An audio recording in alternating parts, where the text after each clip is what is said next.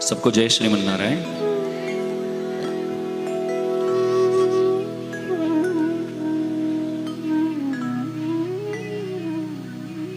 हम सबके परम प्रिय भगवान राम आज यहाँ प्रतिष्ठा होकर आप सब पर कृपा बरस रहे हैं। आज के दिन हम सबके लिए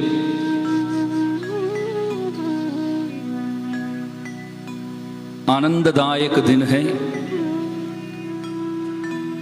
आज से हमारे जीवन में आनंद ही आनंद है, ऐसा मानकर हम भगवान के प्रति भक्ति करते करते आगे बढ़ेंगे। कल रात को हमने कहा राम तो मर्यादा पुरुषोत्तम है, परंतु लीला पुरुषोत्तम ही सर्वोच्च है।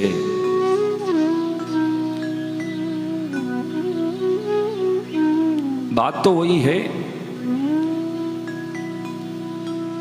लेकिन राम भी तो कृष्ण कन्हैया लाल ही है। वे ही तो पूर्व में राम के रूप में अवतीर्ण हुए।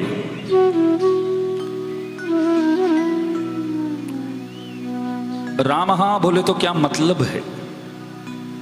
सबको आनंद देने वाला, सबों के हृदय को अपहरण करने वाला राम कहलाता है। सबों के हृदय को अपहरण करने वाला। वशिष्ठ जी आए थे नाम रखने के लिए, तब तो गूगल में सर्च नहीं किया गया क्या नाम रखूं करके, किसी से पूछा भी नहीं गया। वशिष्ठ जी को बुलाए, आप पधारिए, बच्चों को देखिए, आपके अनुसार आप जो भी नाम देंगे हम स्वीकार करेंगे। हम इधर उधर घूमते फिरते रहते हैं तो कई लोग हमसे भी पूछते हैं कुछ नाम आप दीजिए करके। हम नाम देते भी सही, लेकिन वो नहीं रखते हैं बाद में। और वे लोग हमसे 4-5 नाम देकर पूछते हैं गुरुजी ये कैसा लगता है, नाम अच्छा है, बढ़िया है। तभी हमको मालूम हो जाता है कि हमने जो नाम दिया है वो नाम ये लोग रखने वाले नहीं है। अपने मन में 2-4 नाम पहले ही चुनकर आए हैं और हमसे ही पूछेंगे ये नाम कैसा है, तो हम क्या बोलेंगे? बस बढ़िया है। लेकिन बाहर जा करके सबको वही बोलेंगे कि गुरुजी ने ये नाम रखा है। वशिष्ठ जी के साथ ऐसा नहीं हुआ। तो वशिष्ठ जी जैसे आए तो राम को देखा, झूले में थे प्रभु, तो उनको ऐसा लगा कि राम स्वयं उनसे कह रहे हैं आपको और कोई नाम चुनने की जरूरत नहीं है, मेरे को राम ही रखो, मेरा नाम राम ही होना चाहिए करके भगवान बोलेंगे तो कैसा लगेगा। वो अनुभव वशिष्ठ जी को प्राप्त हुआ। वो देख कर बोले कि देखते ही बोले ये तो राम है। क्यों? अरे महर्षि लोग कैसे होते हैं? बड़े बड़े दाढ़ी वाले होते हैं। पास में दाढ़ी वाले बैठे हैं।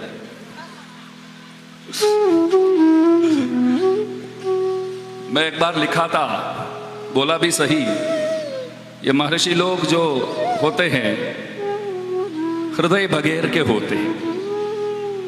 ये इसलिए बोलना पड़ा। कृष्ण कन्हैया लाल एक बार अपने दोस्तों के साथ गाय चराने के लिए गए, वन में गए।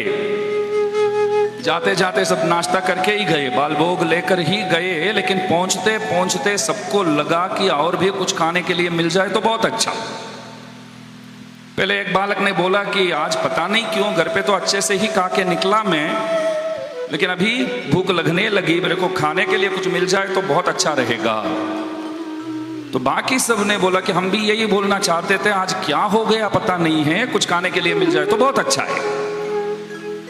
और हमारे कृष्ण कन्हैया लाल भी बोले हमको भी ऐसा ही लगता है, कुछ मिल जाए तो बहुत बढ़िया है, लेकिन कहाँ जाए, किससे पूछे। तब एक लड़का बोला कि हम आते आते देखा कि वहां महर्षि लोग बैठ करके कुछ हवन करने के लिए उत्सुक थे, तैयार कर रहे थे, सब कुछ तैयारी कर रहे थे। तो हमने वहां सुंग लिया कि पीछे की ओर, मतलब जहां महर्षि लोग बैठ करके हवन करने वाले हैं, वहां पीछे की ओर पाकशाला में, रसोई घर में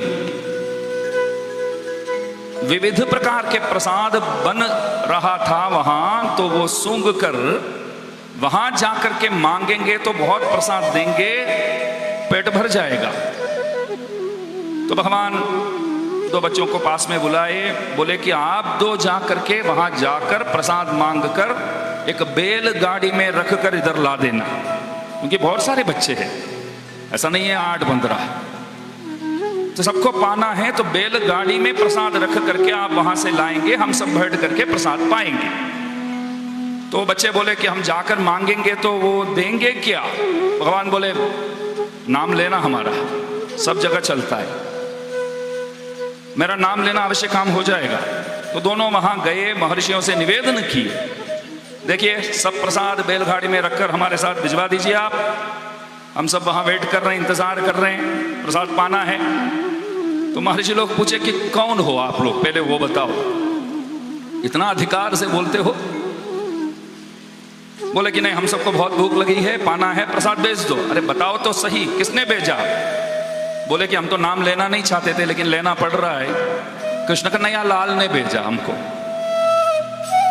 तो नाम सुनते ही वे क्या बोले, अरे वो मक्खन चोर नटखट, उन्होंने भेजा क्या?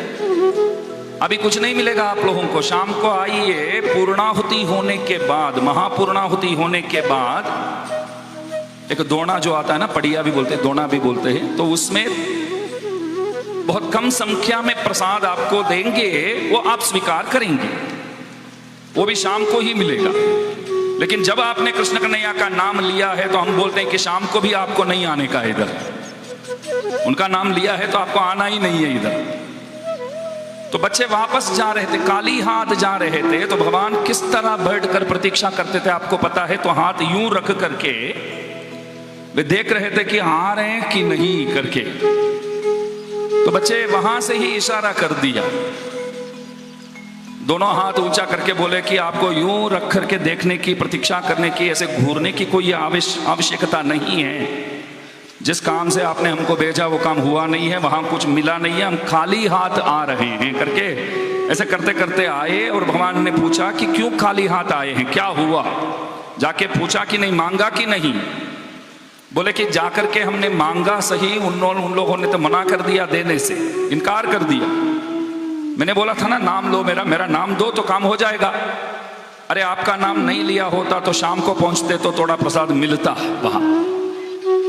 नाम लेने के बाद स्पष्ट बोल दिया उन लोगों ने कि शाम को भी नहीं आने का आपको।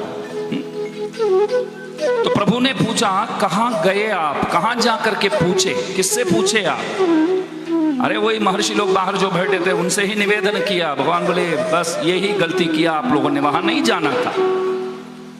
ये महर्षि लोग बड़े बड़े दाढ़ी वाले कैसे होते हैं, यहां तक दाढ़ी बढ़ाते हैं, डर लगता है बोलने में भी। हमारे तो स्वामी जी बहुत परम दयालु है, श्रीमान पराशर बद्रीनारायण भट्टर स्वामी जी महाराज, दास के तो बड़े भाई के सदृश है। रामानुज स्वामी जी महाराज के प्रिय शिष्य कुरेश स्वामी जी महाराज के दिव्य वंशज है आप। कुछ कारणवशात वो दीक्षा में है इसलिए दाढ़ी है, इधर से जाने के बाद तो वो तो निकालेंगे ही, इसलिए डरने की कोई चिंता नहीं है।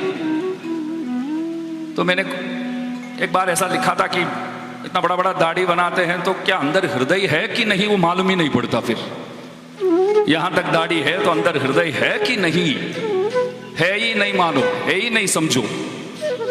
तो भगवान बोले उन बच्चों से कि इसलिए आपको वो महर्षियों के पास जाना नहीं था, ऋषि पत्नियों के पास जाना था आपको। मैया जो है, आप सब तो बैठे ही है, माताएं इधर, घर पे तो बढ़िया बढ़िया प्रसाद तो आप लोग तो बनाते ही है, हम लोग तो पवाते हैं। समझो कि आप आधा किलो 1 किलो सब्जी बनाया होगा, यदि हमको बहुत अच्छा लग गया हो, बच्चों के साथ बैठकर प्रसाद पा रहे थे, बहुत अच्छा लग गया हो, आप लोग हम जितना मांगेंगे उतना परोसते रहते हैं। हम लोगों ने कभी ये विचार नहीं किया कि आप लोगों ने अपने लिए रखा कि नहीं। और आप लोग भी हमसे कभी ऐसा नहीं बोले कि कितना खाओगे, हमारे लिए अभी थोड़ा रखना पड़ेगा, कभी नहीं बोले। माताएं के तो सदृश कोई बन ही नहीं सकते हैं। आप लोग गर्व कर सकते हो, गर्व महसूस कर सकते हो, स्वयं भगवान भी आपके सदृश नहीं हो सकते, क्योंकि आप लोग है ना पूरे परिवार का इतना ध्यान रखते हैं, अपनों के बारे में कभी सोचते ही नहीं है। ये वरदान है। हम लोग ऐसे नहीं है। बच्चे खाए कि नहीं वो ज्यादातर पूछते भी नहीं। आप लोग जब तक वे खाते नहीं तब तक खाते भी नहीं।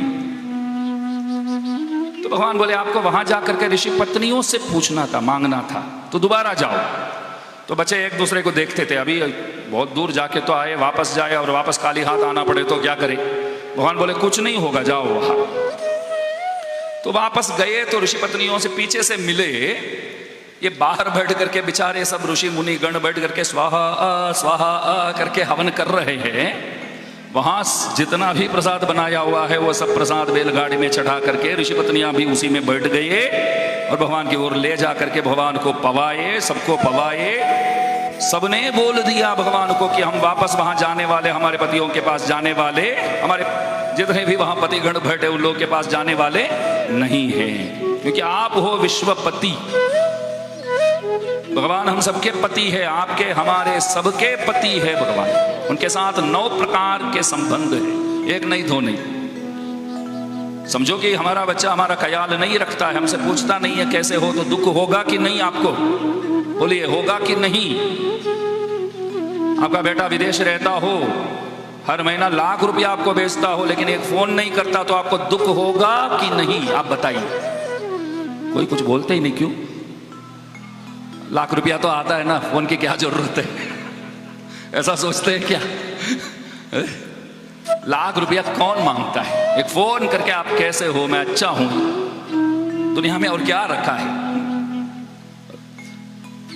रिश्ता बहुत जरूरी चीज है, इससे बढ़कर दुनिया में कोई चीज है ही नहीं, वो निभाना पड़ेगा। तो नहीं पूछते तो दुख तो होता ही है ना। मैं आपसे पूछूं, आपका बेटा आपका क्या लगता है? आपको लगेगा ये प्रश्न ही कुछ सही नहीं लग रहा। बेटा क्या लगेगा? बेटा ही लगेगा। अच्छा, बेटे के लिए आप क्या है? माँ बाप है, एकमात्र संबंध है, एकमात्र संबंध है, फिर भी वो भूल जाता है तो आपको दुख होता है। तो भगवान के साथ 9 प्रकार के संबंध है, हम भूल जाए तो भगवान को कितना दुख होगा, सोचिए जरा।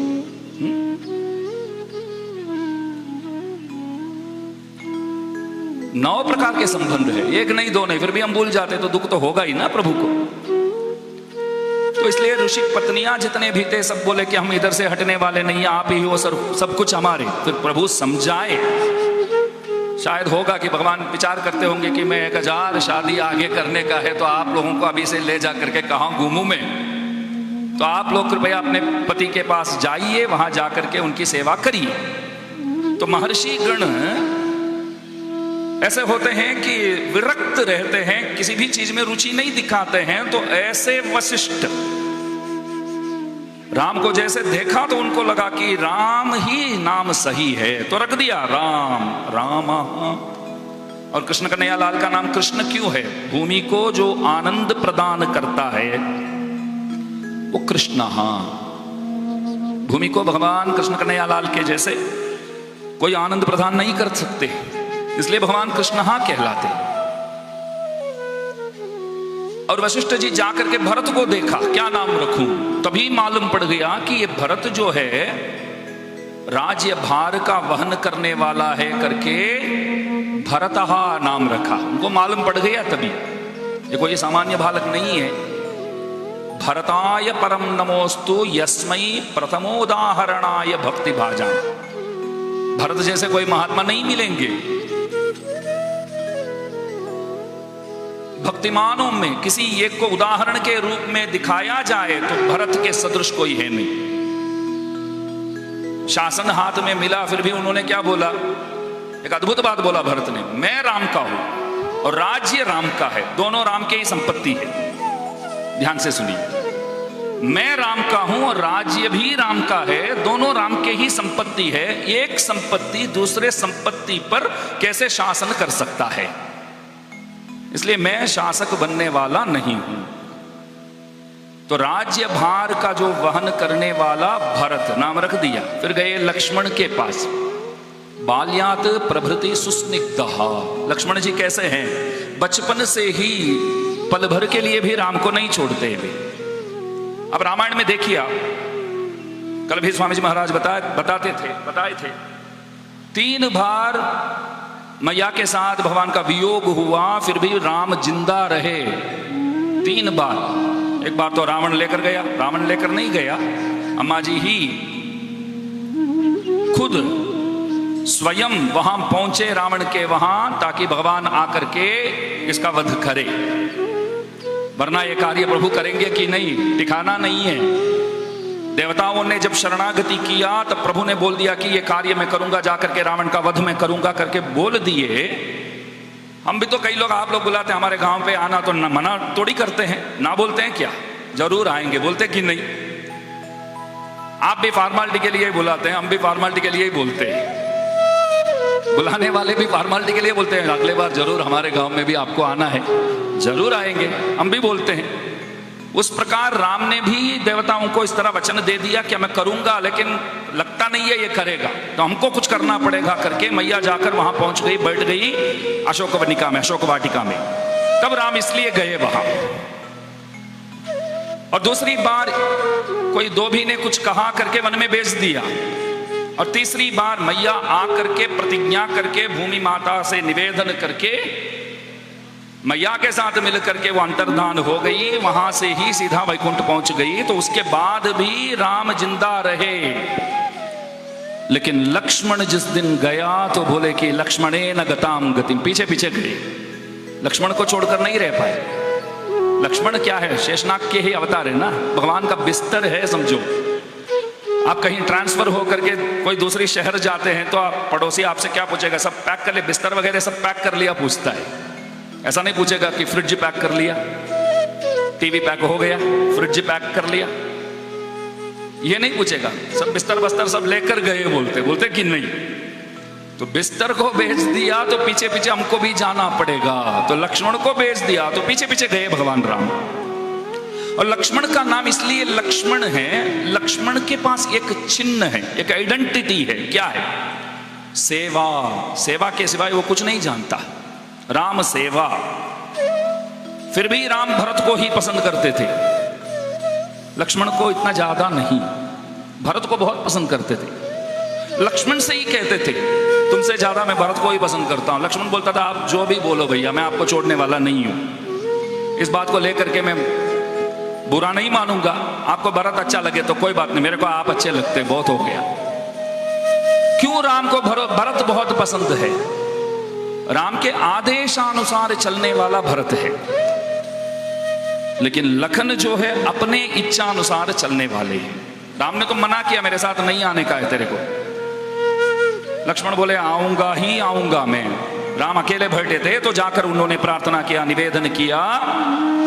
तब राम ने बोल दिया तेरे को नहीं आने का है। तो भरत लक्ष्मण ने विचार किया, मैंने तो दिल से ही प्रार्थना किया, क्यों स्वीकार नहीं किया प्रभु ने?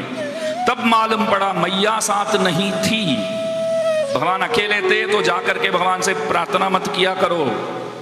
अच्छा है विजय राघव भगवान सीता मैया के साथ ही विराजते हैं। हमारे मंदिरों में उत्सव मूर्ति को आप देखिए, हाथ यूं रखते हैं, देखा कि नहीं? ऐसे हाथ रख करके दर्शन देते हैं। आपको बताया भगवान क्या कहना चाहते हैं आपसे,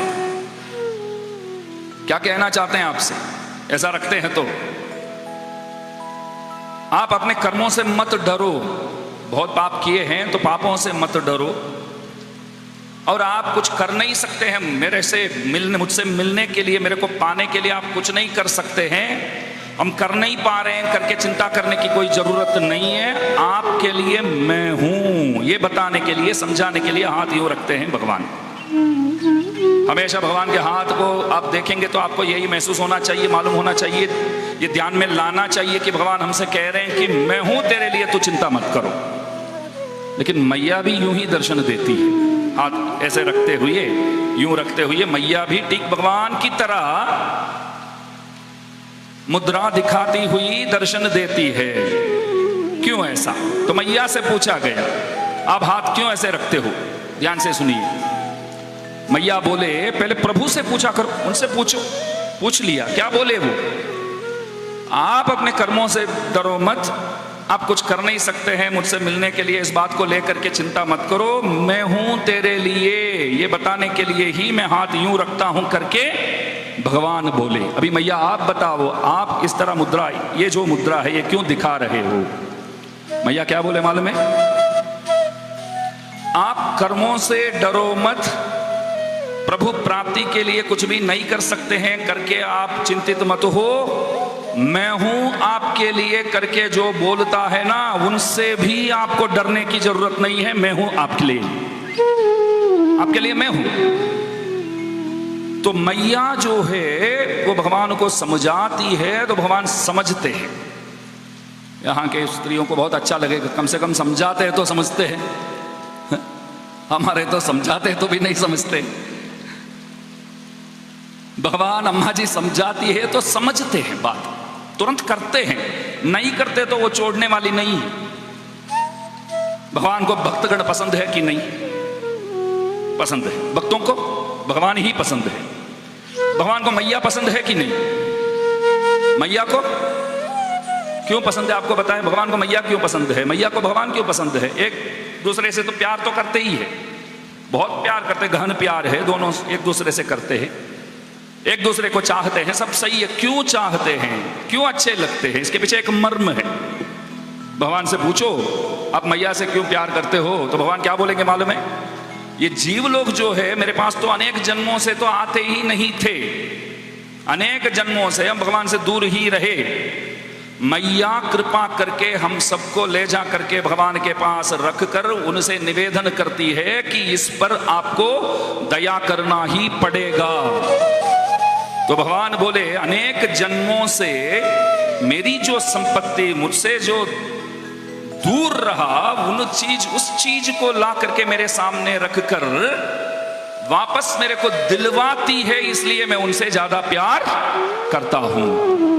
और मैया से पूछा आप भगवान से क्यों प्यार करते हो?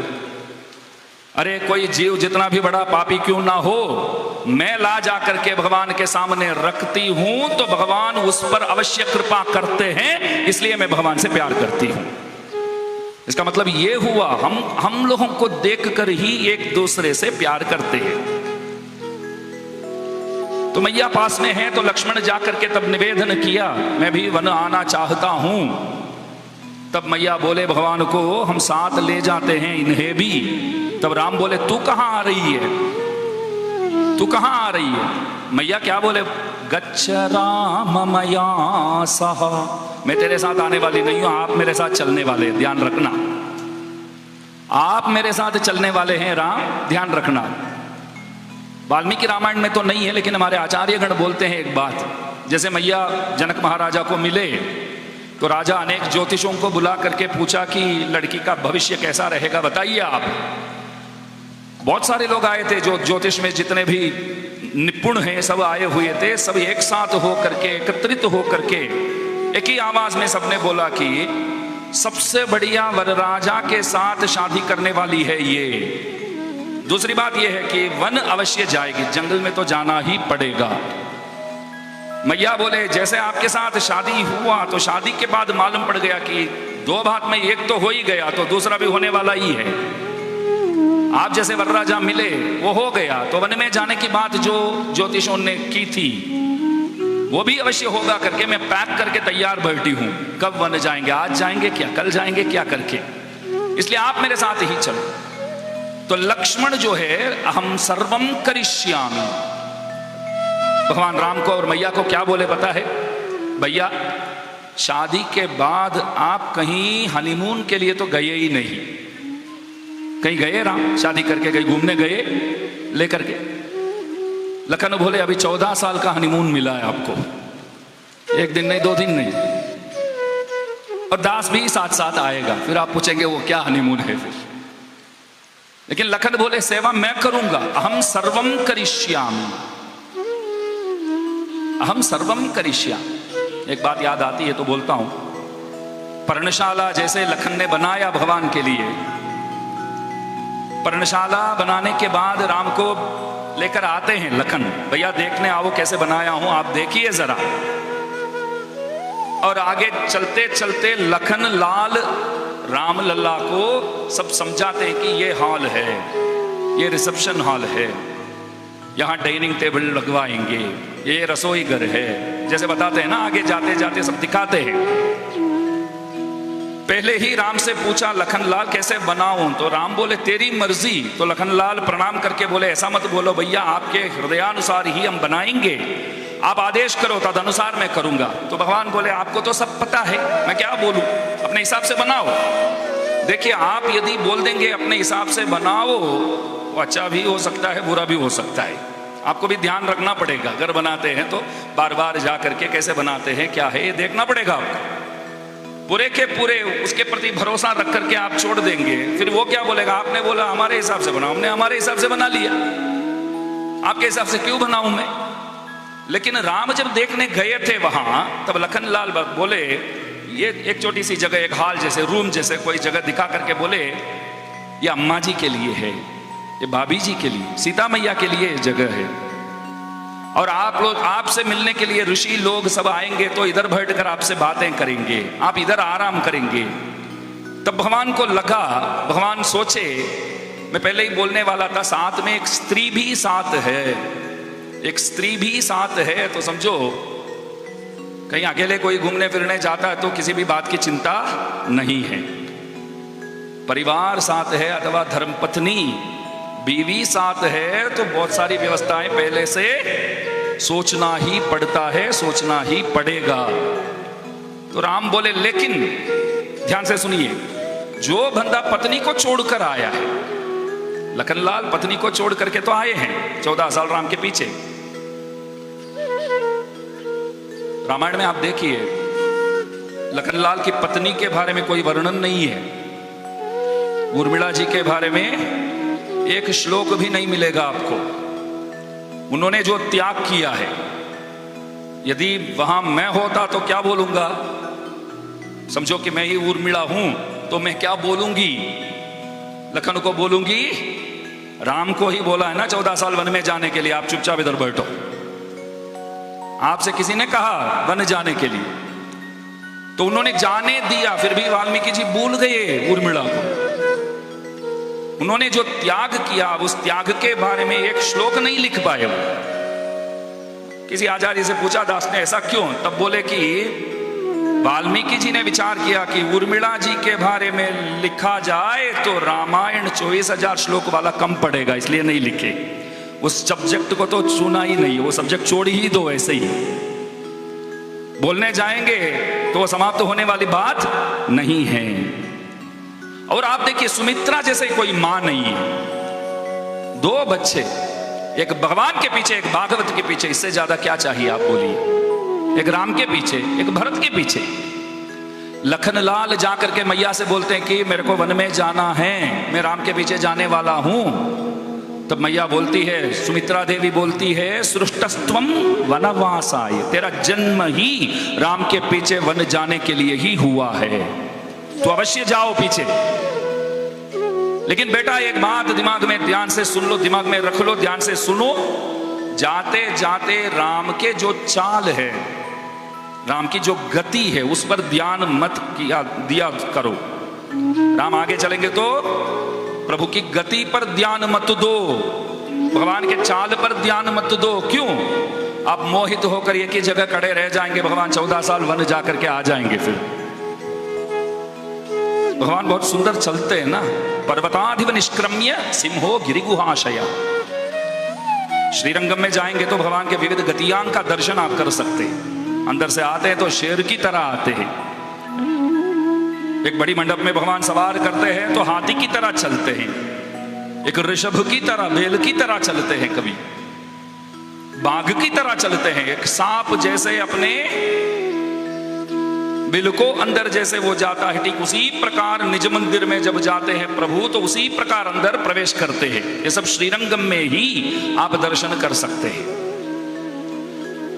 तो लखनलाल का नाम लक्ष्मण इसलिए रखा गया कि उनकी तरह सेवा कोई नहीं कर सकते हैं। लेकिन भगवान भरत को ही पसंद करते थे। क्यों? भरत राम के आदेशानुसार सेवा करते थे, इसलिए भरत को पसंद करते थे। लेकिन आपको एक बात मालूम नहीं होगा, कई लोगों को राम को सबसे प्यारा भाई शत्रुघ्न ही है और कोई नहीं। शत्रुघ्न को ही चाहते थे।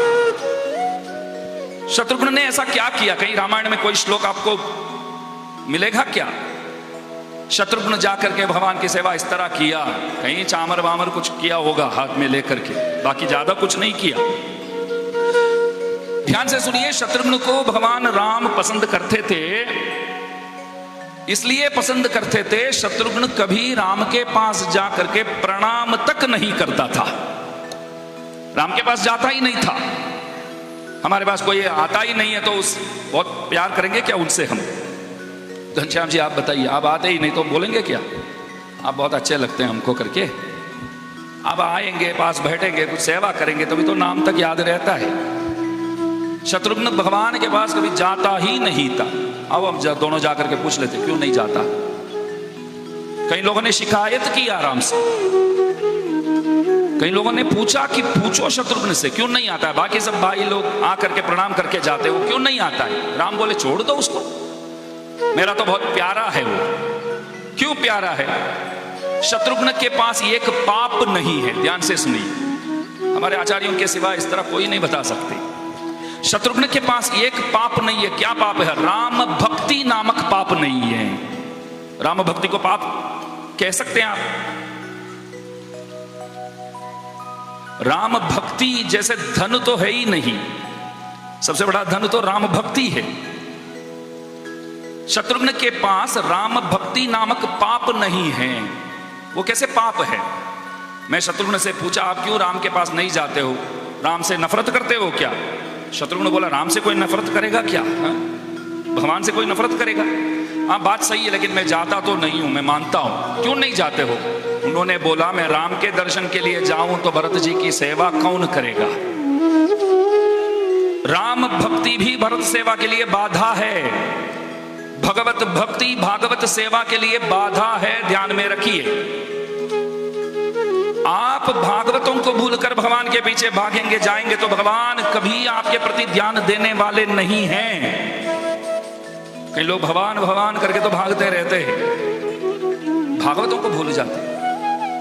भगवान बोलते हैं कि आप मेरे को भूल जाओ लेकिन भागवतों को पकड़ कर रखो तो आपको मैं याद करूंगा। भले आप मेरे को याद नहीं करते तो भी चलता है। हम भगवान के भक्त नहीं हैं, हम भगवान के भक्तों के भक्त हैं। हम भगवान के भक्तों के भक्त है, ये बात हम अच्छे से समझकर तदनुसार कार्य करेंगे तभी तो भगवान को हम अच्छे लगेंगे, वरना भगवान कभी हमसे प्रेम करने वाले नहीं हैं। भगवान के प्रति कोई अपराध करते हैं तो भक्तों के द्वारा उस अपराध की धुलाई संभव है। हम शुद्ध हो सकते हैं, लेकिन भागवतों के प्रति अपराध किया जाए तो उसके लिए क्या प्रायश्चित है ये सर्वज्ञ भगवान भी नहीं जानते। इसलिए तो भागवतों से सावधानी से रहना होगा। तो शत्रुघ्न नाम ही शत्रुघ्न रखा किसने? वशिष्ठ जी ने रखा। क्यों रखा शत्रुघ्न करके? बाह्य शत्रु आंतर शत्रु दोनों को जीतने वाला जो है वो शत्रुघ्न है। बाह्य शत्रु तो जानते ही बहुत सारे हैं, पड़ोसी भी याद में आ जाएंगे। बाहर के शत्रु तो एक एक के तो बहुत सारे लोग हैं, कोई कोई लोग अपने पड़ोसी को भी याद कर लेंगे। तो शत्रुघ्न बाहर के शत्रुओं को भी जीतने में सक्षम है, समर्थ है, और अंदर से भी इंद्रिय निग्रह करके बैठा था वो। राम कैसे दिखते हैं? पुरुष राम को देखेगा तो भी अपने आप को स्त्री महसूस करेगा। पुंसाम दृष्टि चित्तापहारिणम।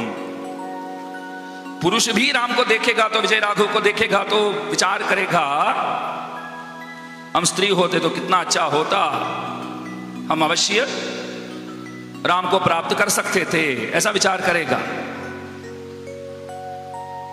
तो शत्रुघ्न बोलता है इसलिए मैं पास में जाता ही नहीं हूं, जाऊं तो मैं वहां मोहित हो जाऊं तो क्या करें, इसलिए जाना ही नहीं है। तो राम बोले वो मेरे पास आता ही नहीं है, इसलिए उनसे मैं बहुत प्यार करता हूं।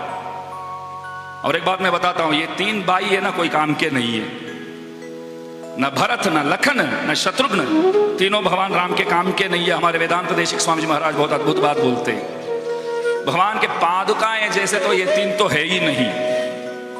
भगवान के पादुकाएं जैसे ये तीन निकले ही नहीं। मैं बताता हूं क्यों। लखन को भगवान क्या बोले, मेरे साथ मत आओ, तू पीछे जा, बोले कि नहीं? लखन ने सुना नहीं। भरत को क्या बोले, तेरे को सिंहासन पर बैठ करके शासन करना होगा, भरत ने स्वीकार किया नहीं। अपने भाइयों से भगवान ये दो बात बोले, लेकिन भाइयों ने तिरस्कार कर लिया, सुना ही नहीं। पादुकाओं से तो भगवान ने इन दोनों बातों नहीं कही थी, फिर भी पादुकाओं ने निभाया। लखन को बोले ना, आप मेरे साथ आने की जरूरत नहीं, जाओ, तो लखन तो नहीं सुना। लेकिन पादुकाएं भरत जी के साथ वापस जाकर के लखन को जो भगवान बोले, वो बिन बताए, बिन बोले, आज्ञा बगैर पादुकाएं ने किया। पादुका तो भरत के साथ तो वापस आ गए, तो लखन को जो बोला गया वो पादुकाओं ने कर लिया।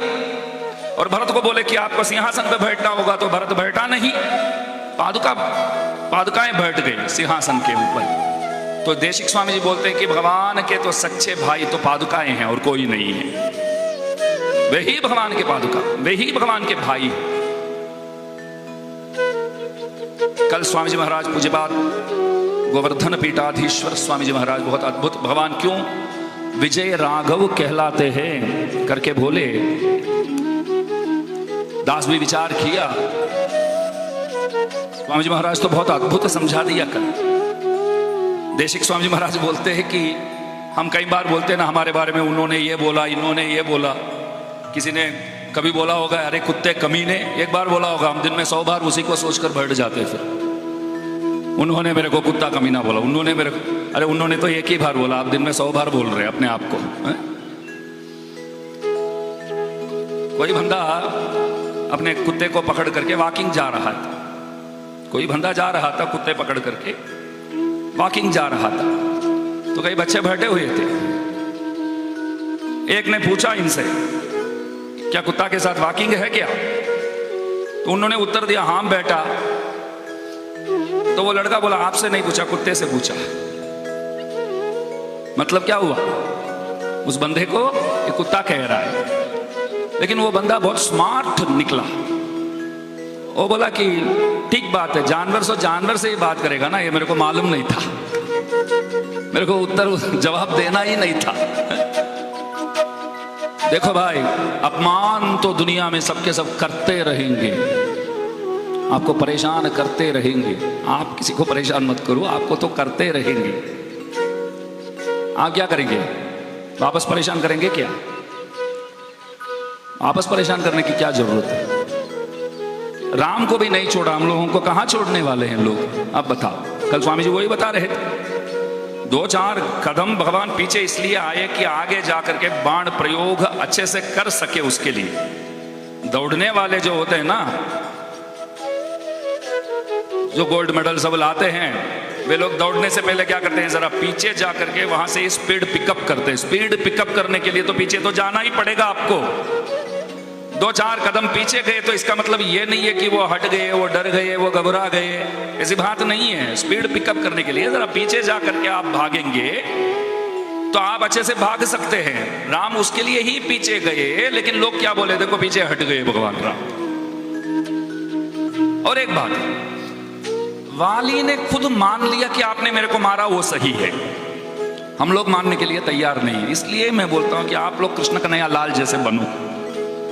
ये राम को तो एक्सप्लेनेशन देना पड़ा, वाली को एक बाण प्रयोग कर दिया, वो नीचे गिर गया, फिर जाकर के भगवान समझाते हैं कि क्यों मारा करके। अरे भाई मार दिया ना, छोड़ दो ना, फिर समझाने की क्या जरूरत है? हमारे कृष्ण कन्हैया लाल होते तो क्या करते, एक बाण छोड़ा तो वो पूछने आए कि क्यों मारा, तो और एक बाण, बस बात खत्म। वही आपको एक्सप्लेन करने की क्या जरूरत है? मेरी मर्जी। कई बार आपको निर्णय ऐसा ही लेना पड़ता है, बाकी लोग क्या सोचेंगे, क्या पूछेंगे, ये सब आप विचार करते रहेंगे तो कुछ अच्छे कार्य करने जा रहे हैं तो औरों की बातों को आप दिमाग में लेकर के बैठेंगे तो कभी वो कार्य आप करने वाले ही नहीं हैं। विवेकानंद जी एक बात बताते हैं, बहुत अद्भुत बात है। सुबह उठकर रात तक आपके जीवन में, आपके कार्यों में कोई विघ्न ही नहीं आया हो तो कोई गलत कार्य आप कर रहे हैं, कोई अच्छे कार्य नहीं कर रहे आप। अच्छे कार्य करते हो तो विघ्न तो बहुत, बाधाएं बहुत आएंगे। गोलकीपर बगैर फुटबॉल मैच में कोई मजा है? आप बताइए। अभी तो फुटबॉल का ही सीजन है। मेरे दोस्त एक बार मेरे को लेकर गया, फुटबॉल देखने में गया था, मैं बहुत दुखी था, तो वो बोला कि मैच देखते हैं आओ, तो जाके बैठ गया। मैं बोला कि अरे वो गोल पोस्ट के पास जो खड़ा है ना उसको हटा दो यार, हाँ? वो बॉल को रोकता रहता है, वो गोल पोस्ट के अंदर तो पहुंचने ही नहीं देता है, हटा दो उसको। गोलकीपर को हटाया जाए तो हम हर एक व्यक्ति मेसी है, रोनाल्डो है, उसमें क्या बड़ी बात है फिर? गोलकीपर ही नहीं है तो चाचा भी, हमारे चाचा 15-20 गोल मारेंगे उसके बाद, नहीं मारेंगे आप? हम और 2-20-30 ज्यादा मारेंगे, और भी जवान बैठे हैं तो 100 गोल मारेंगे। गोलकीपर को हटा दो। और क्रिकेट खेलने गया तो बोला कि स्टंप से हटा दो, या विकेट कीपर तू जा और कहीं तू बाल बहुत जोर से शोएब अख्तर की तरह मत फेंको, शांति से ऐसे डालो जैसे फूल फेंकते हैं। तो सिक्सर मारना कोई बड़ी बात है क्या? समस्याएं जीवन में रहेंगे ही रहेंगे, गोलकीपर तो रहेगा ही रहेगा। उसको धोखा दे करके आप जाकर के गोल पोस्ट तक बाल को पहुंचाते हैं, तभी वो गोल गिना जाता है। ठीक उसी प्रकार विघ्नों को आप पार करके, जीत करके यदि विजयता को प्राप्त करते हैं, तभी आप विजय राघव के सदृश बन सकते हैं। इसलिए राम को भी नहीं छोड़ते लोग, हम लोग को थोड़ी छोड़ेंगे, लोग को बोलने दो। गाना भी है ना, कुछ तो लोग कहना लोगों का, बस ये सब ज्यादा सोचना नहीं है। अच्छे कार्य करते हो तो औरों से अनुमति मांगने की, प्रतीक्षा करने की कोई आवश्यकता नहीं है। तो वाली खुद मान लिया, आपने जो किया वो सही है, लेकिन हम बोल रहे हैं कि पीछे से मारा वाली को। अरे उन्होंने मान लिया तो आपको क्या दिक्कत है फिर, है? और ताटका वध प्रभु ने किया, स्त्री वध किया। ओ वो स्त्री कैसी थी मैं बताऊं? 1000 हाथियों को मार करके, एक हाथी के पूंछ और एक हाथी के सूंड, उसमें गांठ लगाकर गले में हार जैसे पहनकर आई वो स्त्री कहलाती है? भयंकर राक्षसी। फिर भी राम पूछे विश्वामित्र जी को, पहली बार लड़ने आया हूं। आप क्रिकेट मैच तो देखते होंगे, अब डेब्यू हो रहे हैं, पाकिस्तान के साथ मैच हो, साउथ अफ्रीका ऑस्ट्रेलिया के साथ हो तो अच्छी बात है। शुरू में ही आपको ले जाकर के आयरलैंड, अभी तो आयरलैंड के साथ भी हम हार गए, कुछ बोल नहीं सकते हैं। आयरलैंड के साथ डेब्यू होना है, नीदरलैंड्स के साथ खेलना है, तो वहां जाकर के आप 100-200 मारेंगे तो कोई आपको गिरने वाला नहीं है। Pakistan, south Africa, Australia, England, West Indies ऐसे बड़ी बड़ी टीम के साथ आप बढ़िया खेलते तो भी मान मर्यादा है ना, गौरव तभी तो आप प्राप्त करेंगे। तो राम बोले कि ये ताटका है, स्त्री है, तो क्या करूं? तो ताटका भी बोलते, ताड़का भी बोलते हैं। तो राम बोले कैसे मैं वध करूं? विश्वामित्र बोले मैं जो करता हूं वो करो, बस बात खत्म, मैं वो करूंगा। बड़े लोग जो बोलते हैं तद अनुसार मैं चलूंगा। तो कल स्वामी जी ने अच्छे से समझाया, अभी 5 मिनट का ही समय लूंगा, ज्यादा नहीं। तो दास आज सुबह दोपहर को बैठ करके विचार किया कि भगवान विजय राघव क्यों कहलाते हैं। हमने तो तमिल में लिख करके चैट जीपीटी स्वामी जी और जेमिनी स्वामी जी, जेमिनाई भी बोलते, जेमिनी बोलते, वो क्या पता नहीं, तो उन लोगों के आशीर्वाद से हिंदी और नेपाली में अनुवाद किया हूं। अभी वो पढ़ना चाहूंगा, आप बोलेंगे तो हिंदी में अथवा नेपाली में। हाँ ये बढ़िया बोले, गलती हो तो माफ कर जो, पहले ही बोलता हूं, क्योंकि हमको तमिल भी बराबर पढ़ना नहीं आता है। नेपाली, हाँ लिपि तो बढ़िया है, वैसे ही है हिंदी वाला लिपि, देवनागरी जो बोलते वही है। यहां श्री रामलाई विजय राघव किन बनिए को हो, यसको कारण ताहा छ सुनो। सही पढ़ रहा हूं? वहां केवल विजय को अपार संपत्ति का स्वामी मात्र हुईनन, बरु विजय लाई नहीं यस्तो महिमा प्रदान गर्नुभयो की संपूर्ण संसार ले त्यसको सम्मान गर्न थाल्यो। सामान्यतया विजयले हामी लाई गौरव दिंच, तर भगवान राम को चरणमा पुगेर स्वयं विजयपनी गौरवान्वित भयो। नहीं, आप पूरा सुन के ही ताली बजाइए, क्योंकि क्या पढ़ रहा हूं उसका क्या मतलब है। मैंने जो उनसे निवेदन किया वही वो अनुवाद करके दिया है, वो हमको पता नहीं है। लेकिन जैसे नेपाली बोलना शुरू किया तो बारिश जो है जोर से होने लगी। यहां के देवता ऊपर प्रसन्न हो गए लग रहे। वहां कसई को सहायता बिना पनी विजय प्राप्त गर्न सकन हुंत्यो तर वानर सेना लाई आपनो कार्यमा सहभागी गराउन भयो ताकि त्यस महान विजय को यश उनीहरू लाई पनी प्राप्त होस। विजय उनीहरू कई कारण संभव भयो बन्ने भाव देखाएर उहाँले उनीहरू को गौरव बढाउन भयो। त्यसरी नै उहाँले विजयलाई पनि सम्मानित बनाउन भयो। त्यसैले विजयलाई पनि विजय प्रदान गर्ने र अरूलाई पनि विजय को वरदान दिने भगवान विजय राघव कहलिनुहुन्छ। यो पहिलो अर्थ हो। दोस्रो अर्थ यो हो कि जसले पराजयलाई पनि महान विजय मानेर उत्सव मनाउँछ उहाँ नै विजय राघव हुनुहुन्छ। तपाईले भन्न सक्नुहुन्छ पराजय को उत्सव मनाउनु त उचित होइन, भगवान यस्तो कसरी गर्नुहुन्छ।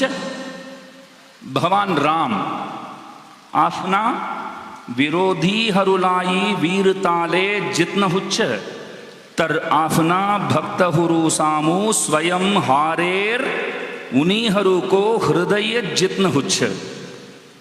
आफ्नो सरलता करुणा र सुलभ स्वभावद्वारा उहाँ भक्तहरूको प्रेमको अगाडि पराजित हुनु स्वीकार गर्नुहुन्छ। यहाँ उहीको महान विजय हो। त्यसैले उहाँ विजय राघव हुनुहुन्छ। भक्तहरू सामु भगवान हार्नु कुनै अपमान मार्निदैन। कांचीपुरम नजीक को, ध्यान से सुनिए, कांचीपुरम हमारे गांव है, दक्षिण के है, मद्रास पास है। कांचीपुरम नजीक को त्रिपुटकुड़ी दिव्य देश में भगवान विजय राघव को रूप में विराजमान हुनुहुन्छ।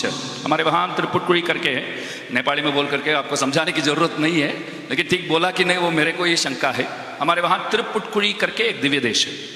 दिव्य देश बोले तो बहुत प्राचीन मंदिर आழ்वारों के द्वारा मंगलाशासन प्राप्त हो, उन्हीं क्षेत्रों को हम दिव्य देश बोलते हैं। अभी आपके सिक्किम के विजय राघव भगवान का मंदिर भी दिव्य देश है। बड़े बड़े आचार्य गण आकर के आज भगवान के मंगलाशासन किए हैं। तो सिक्किम में 109वां दिव्य देश, 108 तो है ही संप्रदाय में, 109वां दिव्य देश। हमारे संप्रदाय में कोई क्षेत्र से कोई आचार्य आते हैं, ऐसा मानते हैं कि वो क्षेत्र ही इधर आ गया हो, ऐसा और कोई संप्रदाय में नहीं बोलते। स्वामी जी श्रीरंगम से पधारे हैं तो समझो कि श्रीरंगम इधर आ गया है।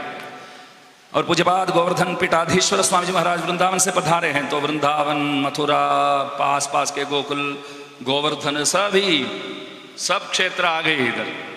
इस तरह बहुत सारे लोग बहुत सारे विभिन्न देशों से आए हुए हैं। तो कई कई क्षेत्र तो गए भी होंगे आप, तो उन क्षेत्रों को भी आप लेकर इधर प्रतिष्ठा कर दिए हैं आज, ध्यान में रखिए। तो कांचीपुरम नजीक को त्रिपुटकुड़ी दिव्य देश में भगवान विजय राघव को रूप में विराजमान हुनुहुन्छ। ત્યાં ઉહાલે જટાયુ લાઈ આપને पिता सरह सम्मान गरी स्वयं अंत्येष्टि संस्कार गर्नु भयो र उनको हृदय जित्नु भयो। त्यसैले त्यहाँका भगवान विजय राघव भनेर प्रसिद्ध हुनुहुन्छ। ये हुनुहुन्छ क्या बार बार आता है इसमें, कहते हैं, बहुत आता है हुनुहुन्छ।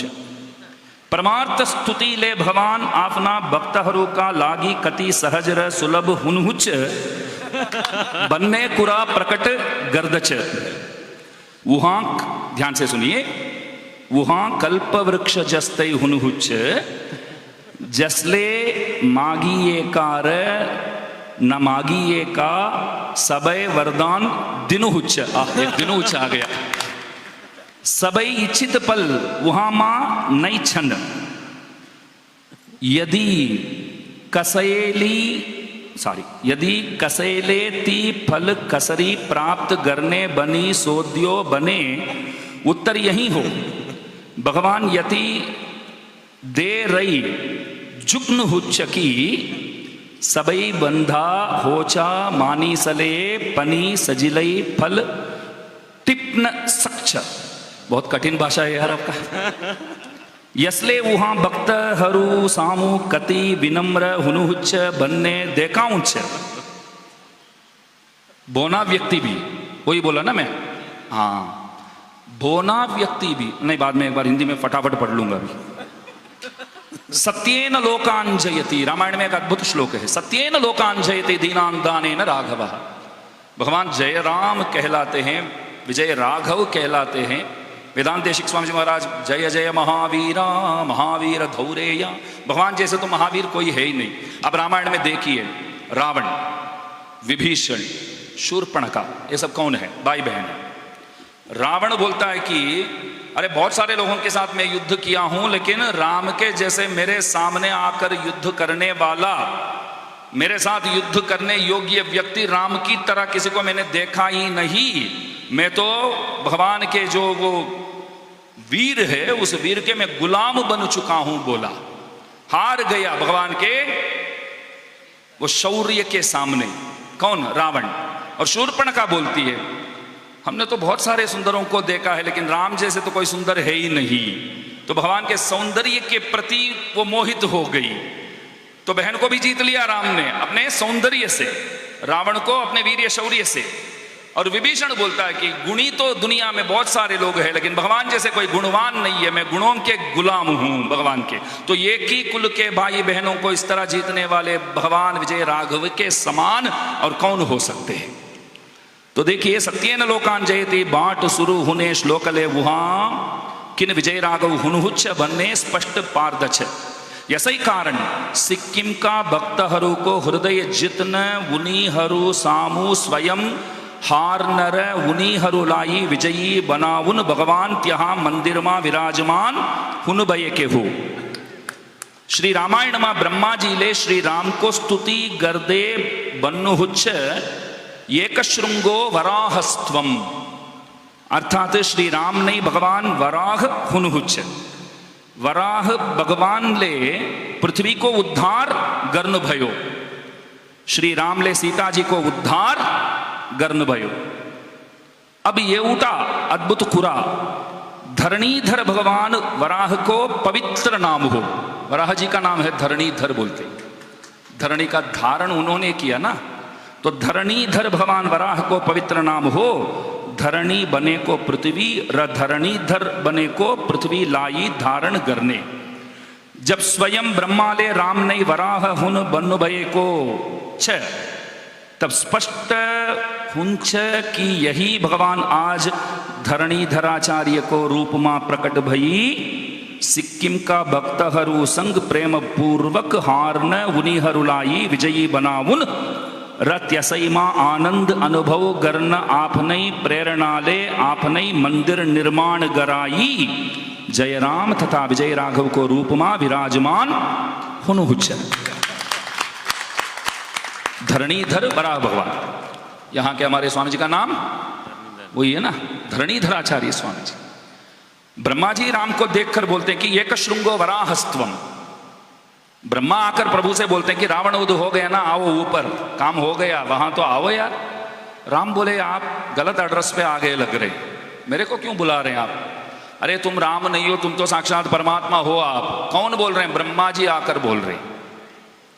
यहां ब्रह्मा जी आकर मेरे पास बोलेंगे कि आप कोई सामान्य नहीं है, आप ही भगवान हो, तो मैं बोलूंगा माइक में, ताकि सब सुने, मीडिया वाले को बुलाओ, सबको पता चले। राम क्या बोले? देवत्वमुम निंदयानवनक। हमारे आचार्य बहुत अद्भुत वर्णन करते। भगवान को जाकर के कोई बोलता है आप भगवान हो, तो भगवान मानते नहीं है। लेकिन मनुष्य इतना बिगड़ा हुआ है, कोई जाकर के मनुष्य को बोलता है आप भगवान को, बोलता है कि मैं ही भगवान हूं। कितने सारे भगवान बन चुके हैं, अब देखिए, खुद ही बोलते हैं हम भगवान हैं। कल भी देखा था मैं फेसबुक में, कोई एक पोस्ट देखा था, कोई एक उम्र लायक व्यक्ति बोलता कि मैं भगवान हूं, मैं उड़ सकता हूं, अभी देखो ऊपर से पहाड़ से मैं कूद के दिखाता हूं कि मैं कौन हूं। कूदा भी सही और दिखाया भी सही, लाश हो करके। तो ऐसे लोग मैं भगवान हूं करके इस तरह पागल बनकर घूमते हैं। लेकिन भगवान के पास जाकर के कोई पूछते हैं कि आप कौन हो, तो बोले कि मैं तो दशरथ राजा का पुत्र हूं, मैं भगवान नहीं हूं। मैं कृष्ण कन्हैया लाल से भी सब बोले कि ये देव है, गंधर्व है, यक्ष है, कौन है? ना हम देवो न गंधर्वो न यक्षो न च दानवः हम वो बांधवो जाता। मैं आप लोगों में एक हूं, मैं गोपाल हूं।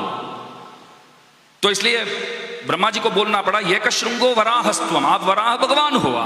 तो धरणीधर वराह का ये नाम है, और राम ही धरणीधर वराह है, और वे ही धरणीधराचार्य जी के रूप में आकर के यहाँ विजय राघव भगवान का एक भव्य मंदिर बनवाकर आज पूज्यपाद हमारे गोवर्धन स्वामी जी महाराज द्वारा आज प्रतिष्ठा उत्सव भी यहाँ बहुत अद्भुत रीति से, हम लोग को लगता है कि कितना तपस्या उन्होंने किया होगा।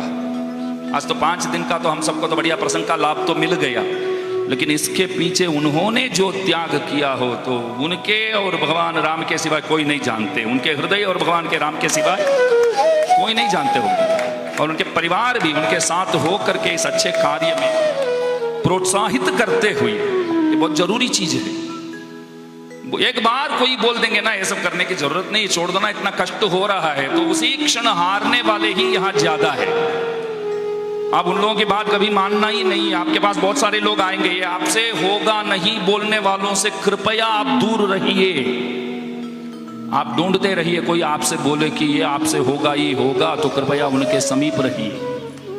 कोई एक बोले ना आपसे ये होगा, बार बार बोलता हो तो वो अवश्य होगा ही होगा। लेकिन ज्यादातर लोग प्रयत्न करना कब छोड़ देते हैं? एकादशी व्रत भी आप देखिए ना, आपने विचार किया होगा कि एकादशी व्रत करना है, 1000 लोग सामने आएंगे, कुछ तो खाओ। हमको भी लगेगा फिर ठीक है बोल रहे हैं, खाने के लिए बता रही, लेकिन शहद का भी, शरीर का भी ध्यान रखना होगा, वो बहुत जरूरी है। शरीर में ताकत हो तो एकादशी व्रत करने से किसी को कोई रोकते नहीं है। ताकत की कमी है तो कुछ तो लेना ही पड़ेगा बोलते, तो ठीक है अन्न तो मत खाओ, कुछ तो एकादशी के अनुसार जो आप स्वीकार कर सकते हो वो तो खाओ। एकादशी एक ऐसी चीज है, नहीं खाना चाहिए वो दिन, लेकिन उस दिन जैसा तो भूख तो दिन जीवन में कभी नहीं लगेगा आपको। उठते ही भूख, आपको तिथि पंचांग देखने की जरूरत नहीं है, एकादशी कब है क्या है, उठते ही भूख जिस दिन लग जाए तो वो दिन एकादशी समझ लो आप। तब कोई ना कोई आएंगे, कुछ तो खा लो, पानी पीने से कुछ नहीं होगा, ऐसे ऐसे लोग आएंगे। अब हमको भी लगेगा कि बोल रहे तो थोड़ा पानी पी लेते हैं, चलो। तो इसलिए अपने को थोड़ा दृढ़ रहना भी जरूरी है, दृढ़ होकर के कार्य करना चाहिए। तो धरणीधराचार्य स्वामी जी महाराज के परिवार जो है उनके साथ रहकर इस अच्छे कार्य के लिए उन लोगों ने पीछे से, जैसे उर्मिला का वर्णन कर ही नहीं सकते, वैसे उनके परिवार ने जो इसके पीछे त्याग किया है उसका वर्णन कोई कर नहीं सकते। और गुरुकुल के बच्चे भी सब 2-4 तो हमारे सबके वहां आए थे, हमसे मिले, हमसे बोले कि आपको आना पड़ेगा करके। कितना प्रयत्न किया है सबने। तो इसलिए भगवान विजय राघव से, हिंदी में तो नहीं पढ़ने, आप तो समझ गए होंगे बात अच्छे से। देखो कोई एक भी नहीं बोला कि पढ़ो एक बार करके, अभी भी नहीं बोले, बहुत बढ़िया है। तो विजय राघव भगवान आप सबों के प्रति नित्य निरंतर प्रसन्न रहे। उनके नाम पे जैसे विजय है आगे, ठीक उसी प्रकार राघव के आगे जैसे विजय है, वैसे ही आप भी कहीं भी जाएंगे तो आपके आगे विजय रहे आपके लिए। आप जहां भी पहुंचे विजय ही आपकी स्वागत करे। वहां जहां भी पहुंचते हो वहां आपके कभी हार ना हो। लेकिन हार बगैर की दुनिया, हार बगैर के जीवन बहुत बोरिंग है, ये ध्यान में रखिए। हार बगैर दुनिया में कोई मजा नहीं है, हारना भी चाहिए। फाइनल तक पहुंच के हारते तो थोड़ा तभी लगता है ना, अरे हर मैच जीते, फाइनल में जाकर के हार गए यार। 2023 में वही तो हुआ है? कभी बीच बीच में हारना भी चाहिए, हारना भी जरूरी है, उसी क्षण उठना भी जरूरी है। हार एक सबक है, आपको सीखने को मिलेगा। आपको कल भी स्वामी से वही बात कर रहे थे, बहुत सी चीजों में तो हार चुके, दास भी बहुत सी चीजों में हार चुका है, सबके सब, किसमें कौन नहीं हारे इधर। लेकिन आपने जो प्रयत्न किया है ना, उस प्रयत्न का जो फल है आपके पीछे आने वाले को किसी ना किसी को अवश्य वो मिलने वाला ही है।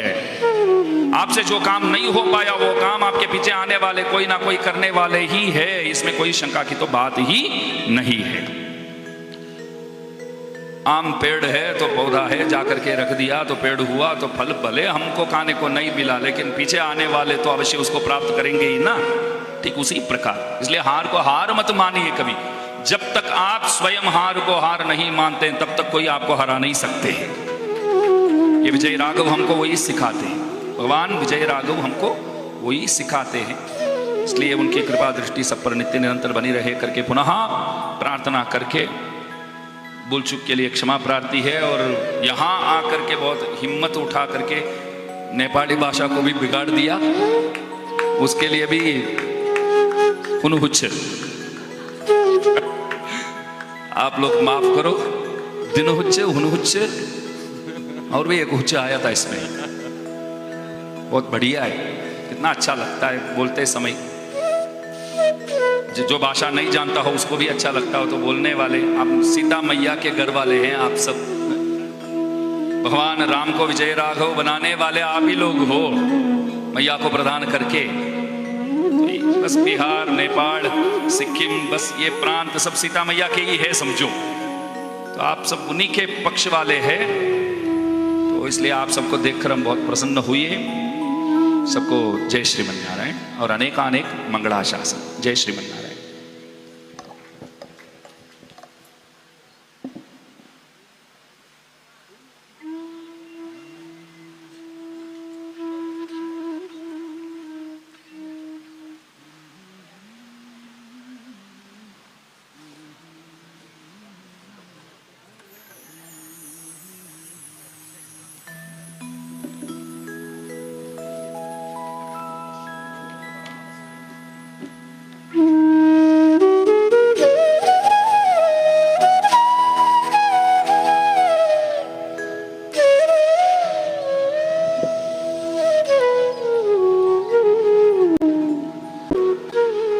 हम सभी कृतार्थ हुए, क्योंकि शब्द तो मुंह से बहुत निकलते हैं, कभी इधर के, कभी उधर के, कभी उस परिवार के, कभी इस परिवार के। तो घर में जब बैठते रहते हैं तो इधर उधर की बातें बहुत होती है। तो शब्द का श्रवण भी बहुत प्रकारों का होता है, लेकिन आत्म को कल्याण देने वाला, आत्म कल्याण परक जो शब्द है, उन शब्दों का श्रवण हर जगह हर समय सुलभ नहीं होता है। श्रीमद् भागवत महापुराण में कहा गया है कि मेंढक जैसे शब्द को उच्चारण करता है, हर समय करता रहता है, लेकिन उसका कोई अर्थ नहीं होता है। तो उसी तरह से जिह्वा सती दार्दुरिके वसूता, तो वह जिह्वा असती है। असती माने जिसका कोई भी उपयोग नहीं है। कौन सी जिह्वा? जिस जिह्वा से केवल सांसारिक बातें उच्चरित होती रहती है, तो ऐसी जिह्वा का कोई भी प्रयोजन नहीं है। इसीलिए भगवत संबंधी बातें, भगवत संबंधी शब्द का उच्चारण तो हर किसी के जिह्वा से सुलभ नहीं है। परंतु आज श्री स्वामी जी महाराज के श्री मुख से हम सभी ने आत्मोपयोगी, जीवनोपयोगी शब्दों का श्रवण किए। तो श्रवण करने मात्र से फल की सिद्धि नहीं होती है। श्रवणम तो कृतम मन्ने न तथा मननम कृतम, तो कहीं कहीं शास्त्रों में आता है कि श्रवण तो सबने किए, मनन किसी ने नहीं किए।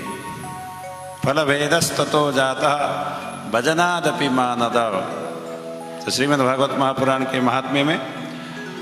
इसलिए शब्द सुनने से जीवन में प्रकाश की प्राप्ति नहीं होती है, अपितु शब्द सुन करके उसको आचरण में चरितार्थ करने से जीवन प्रकाशित होता है, उज्जवल होता है, शांत होता है, शाश्वत सुख की प्राप्ति होती है। तो श्री स्वामी जी महाराज के श्री मुख से हम सभी ने अमृतमयी वाणी का श्रवण किए। श्रवण करके मनन भी करना चाहिए और मनन करके आत्मा बारे द्रष्टव्यः श्रोतव्यः मंतव्यः निधिध्यासितव्यः, इस सिद्धांत के अनुसार मनन चिंतन मनन फिर उसके बाद दर्शन तक पहुंचना चाहिए। तो दर्शन भगवान का होना चाहिए, धर्म का होना चाहिए। तो हम सभी के जीवन में धर्म का प्रकाश हो, भगवान की अनुभूति हो। श्री स्वामी जी के श्री चरणों में प्रार्थना दास करता है और आपके श्री मुखारविंद से निश्रित जो वाणी है, अवश्य ही हम सिक्किम वासी उसमें भी रुमथेक वासी के कल्याण के लिए है।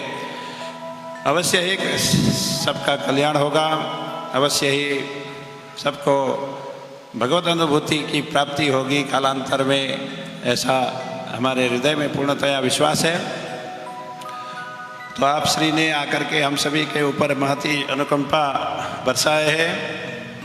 तो इस बार ही नहीं, अभी तो आगामी दिनों में भी आप श्री का आगमन यहाँ पर हो और हम जैसे संसार के चक्र में पड़े हुए जगति बम भ्रम्यमाणाः जीवाः, तो जगत में भ्रमित होते हुए हम जैसे जीवों को आप सन्मार्ग दिखाएं, ये हमारे हृदय की अभिलाषा है।